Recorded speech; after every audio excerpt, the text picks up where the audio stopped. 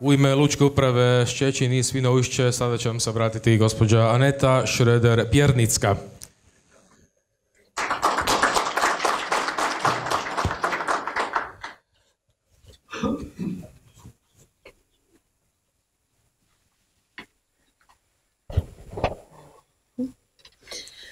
So, how it was already mentioned, my name is Aneta Szreder Piernicka. I'm Commercial Director in the Port of Szczecin and Świnoujście Authority. I'm today on behalf of Mr. Sławoszewski, and I will present our short experience with the Baltic Adriatic Corridor after we joined this corridor in 2013.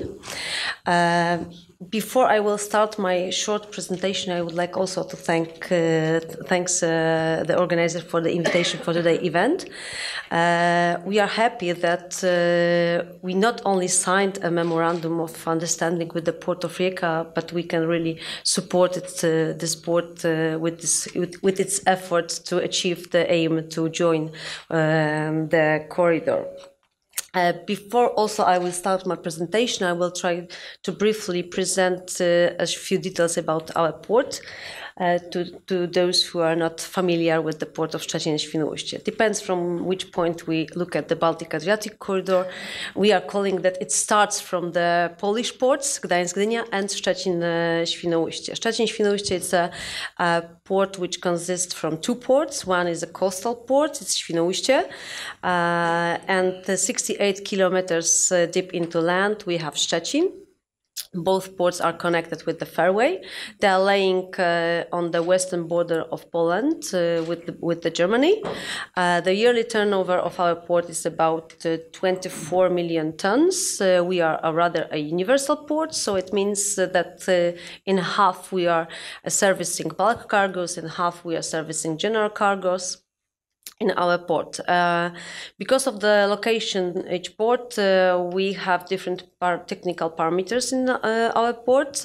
In Szczecin we can accept vessels with the draft 13.4 meters, and in Świnoujście we can accept vessels with 13.4, and in Szczecin deep into land we can accept vessels only with 9.15. In my presentation I will show how we are going to improve those parameters in both ports by improving also the Baltic Adriatic corridor. So, coming to the presentation, I will try to present how those two ports improve the interconnections with the transport network within this corridor. Because I'm a talker, I prepared some notes. It will be easier, and I will skip the schedule of our today's agenda.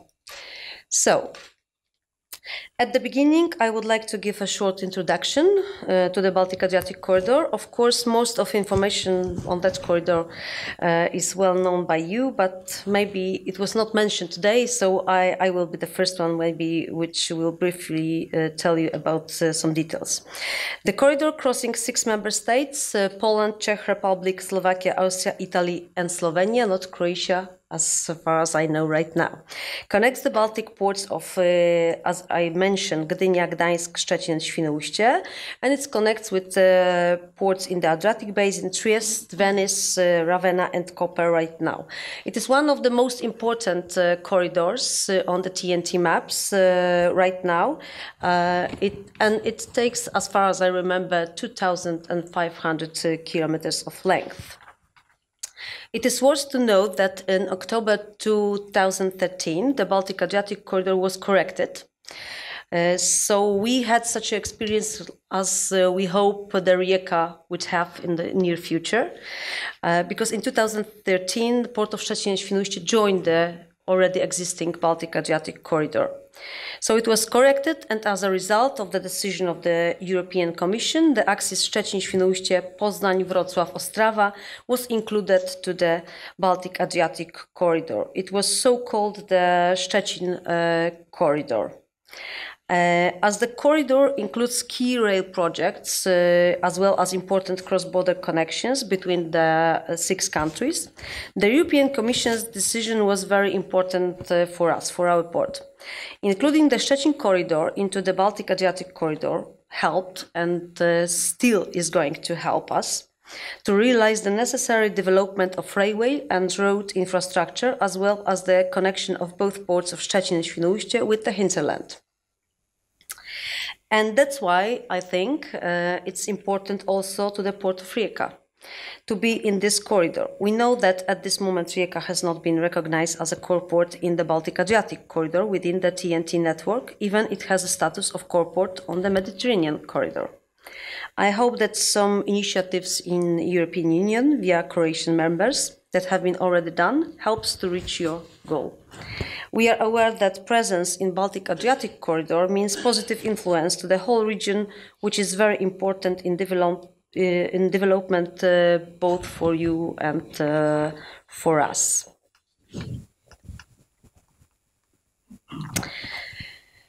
The transport corridor is not just a line infrastructure. Of course, the most important railway and road routes are the spine of the transport system of the country. But equally important is the point infrastructure. It means the largest seaports and airports, warehouse parks and transshipment terminals. These elements produce profit in the corridor. As the seaports, there are 10 core ports in operation along the Baltic-Adriatic corridor. 5 of them are classified as maritime and inland waterway ports. 3 of them are classified as maritime ports, and 2 are inland waterway ports. Szczecin and Świnoujście is including in those 5, so it was classified as both as maritime and inland waterway port. What are the main bottlenecks and missing connections in the Baltic-Adriatic corridor? Everybody knows that a chain is only as strong as its weakest link. In other words, only by investing in the cross-border sections, the development of long-distance international traffic flows across the corridor countries can be possible in fluent way. In terms of compliance with the TEN-T requirements, the Baltic-Adriatic corridor still faces important bottlenecks on 6 railway and 2 road cross-border sections. As to the national bottlenecks, it is worth to emphasize that even though the bottlenecks are on the national transport network, their removal will bring important network benefits for the whole corridor. In particular, the railway network in Poland and Slovenia require modernization for sure. In the future, when the port of Rijeka will join the corridor, we hope the improvement also on that connection will be needed. As the last mile connections with the core ports, all the sea and inland ports along the Baltic-Adriatic corridor are already connected to the rail and road infrastructure. However, last mile railway or road port interconnections issues are present and limit the development in our Baltic-Adriatic corridor seaports.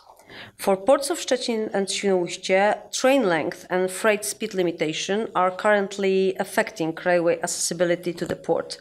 Modernization works are planned to upgrade the speed up to 160 kilometers per hour. And how does the implementation of the objects of corridors in the ports of Szczecin and Świnoujście look like? There are a number of challenges facing the entities involved in the many initiatives, ranging from the need to invest in port infrastructure inside the port and port access infrastructure located at port hinterland. In recent years, huge efforts have been made to turn the interior port infrastructure into a competitive area. I would like to, in this place, just mention that during not yet two EU perspective, financial perspectives, I mean from 2007 till 2020, we are going to spend 500 million euros only on port infrastructure.